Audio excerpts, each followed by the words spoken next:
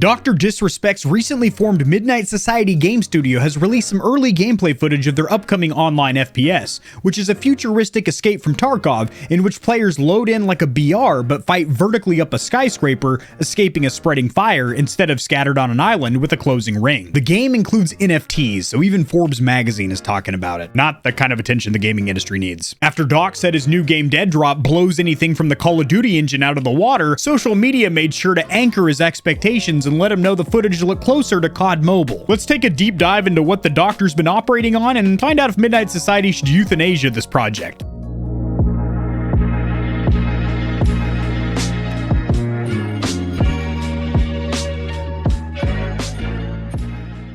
Alrighty, Stallions and Stallionettes, welcome to the Gamer Heaven. I am your host, AK40 Kevin. Sharing my screen, I have a couple of articles pulled. What the fuck?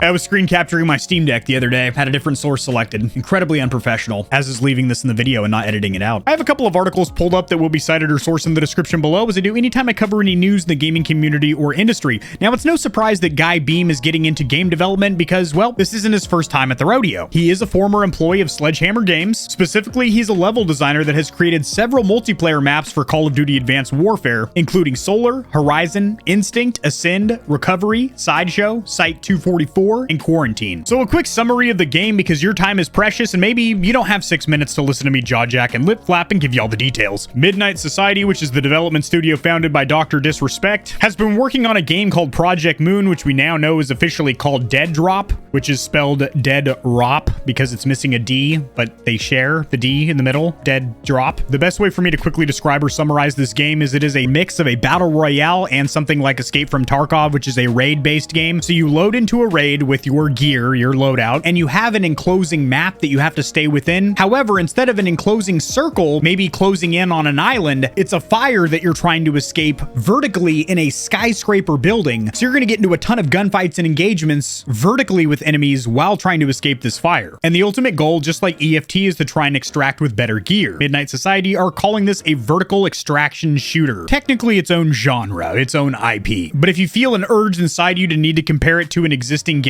it's most like a futuristic EFT with vertical maps that is currently in pretty rough condition and does unfortunately include NFTs. The most important part of this game, in my opinion, is going to be gameplay. Nobody's going to be talking about Deadrop like, wow, what a rich, engaging story. So many plot twists. It was like I was playing through a movie. This isn't Uncharted. This isn't The Last of Us. This is an online competitive multiplayer shooter, an FPS, a BR, a vertical extraction shooter, baby. Meaning that you load in trying to collect gear and resources as you fight your way up a tower or skyscraper, trying to survive so you can extract with whatever you've looted. Then you use that gear to fund your next trip. Very, very similar to the basis of EFT, which is not a bad thing. And not surprising because Dr. Disrespect Guy Beam has been open about the fact that he enjoys EFT. He streamed it several times, and he has vocalized or mentioned during his live streams he would like to take the core gameplay of EFT and put a little flair twist on it. That is Project Moon. That is Deadrop. So it seems like the fire is going to start at the base or bottom of the building and spread upwards, which makes sense because heat rises, fire as well. So all players are trying to fight their way to the roof for a clean extraction, slapping each other's nips back in the process. As I mentioned, this isn't a very story-driven game, however, it does have some backlore to it. The game is set in the year 2020B, which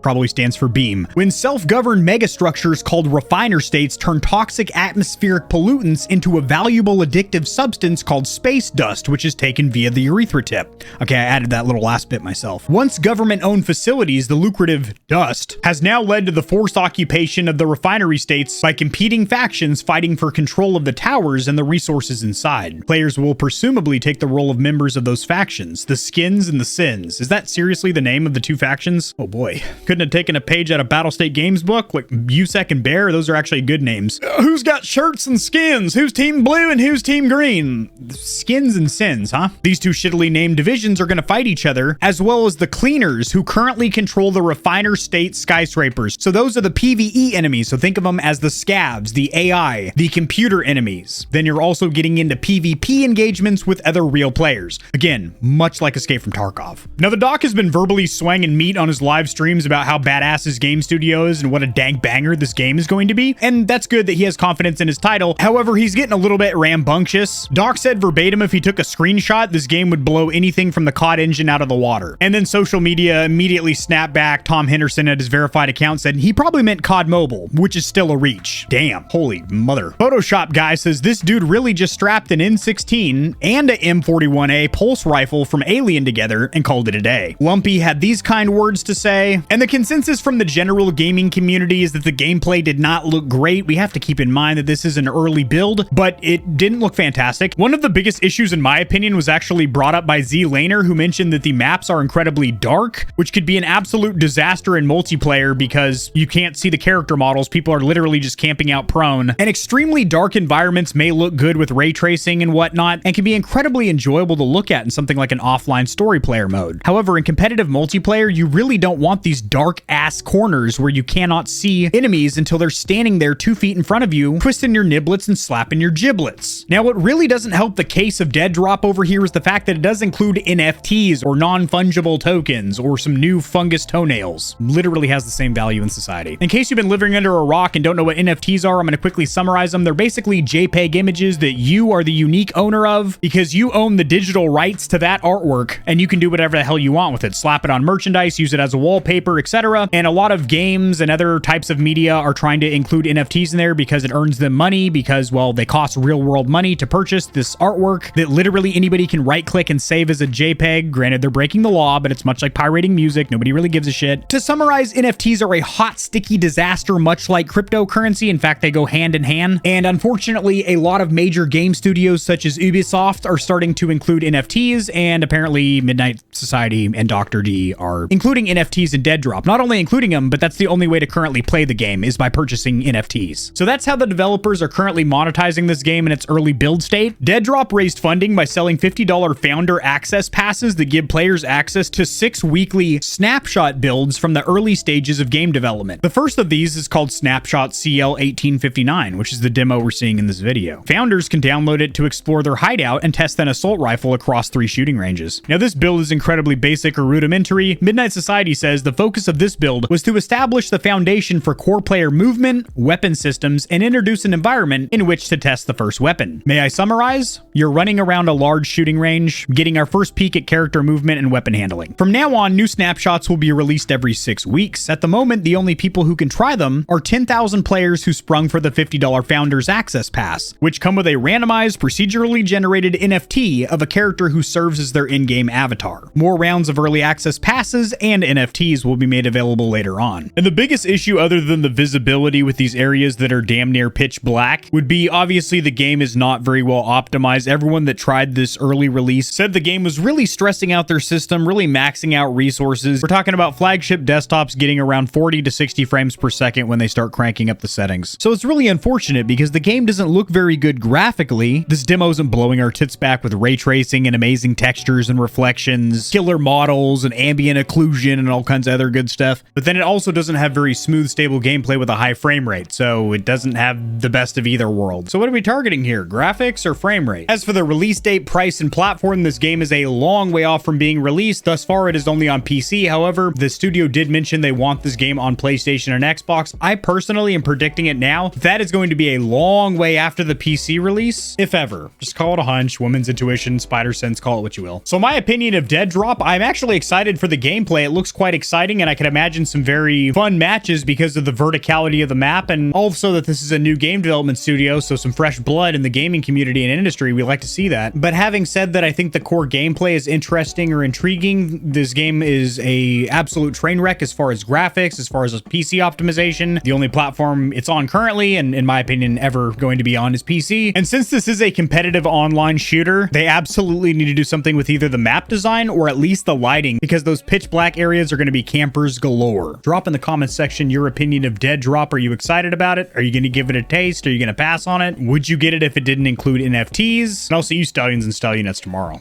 Peace. If you enjoyed the video, liking it helps it to get seen by more gamers. This information will reach and assist them as well, which in turn helps me grow this little channel, which I do greatly appreciate. Subscribe for more content like this. I cover news in the gaming community and industry, tutorials helping you get set up streaming and YouTubing, as well as honest gaming product reviews, keyboards, mice, headsets, controllers, mics, chairs, etc. There are some hefty exclusive discount codes found only in the description of my videos and only for the audience here at Gamer Heaven. Check out Into the AM for some of the sickest looking and most comfortable cloth to ever grace my gaming giblets. If you don't want to be scorching your corneas with harmful blue light, check out Gamer Advantage, the only blue light glasses on the market that look sexy and actually work. If you're looking for a custom controller that'll blow the competition's tits back, AIM definitively has the best bang for buck or price to performance when it comes to Xbox, PlayStation, and Switch controllers. Nope, they don't do Switch, but they do gaming mice. I said doo-doo. I have links to all my other platforms and socials in the description below. If you need a quick laugh or blast of gamer adrenaline, check my short form videos out at TikTok. To get in touch with myself and the Stallions and Stallionettes of Gamer Heaven, join the community Discord, and check me out at twitch.tv where I go live every other leap year on a blue moon if it falls into an odd calendar number, and my pH balance is on point. Just kidding, starting June I'm going to be live streaming a lot. Thanks for watching. This has been AK40 Kevin hosting Gamer Heaven, and I'll see you tomorrow because I upload daily, all the time, 60% of the time,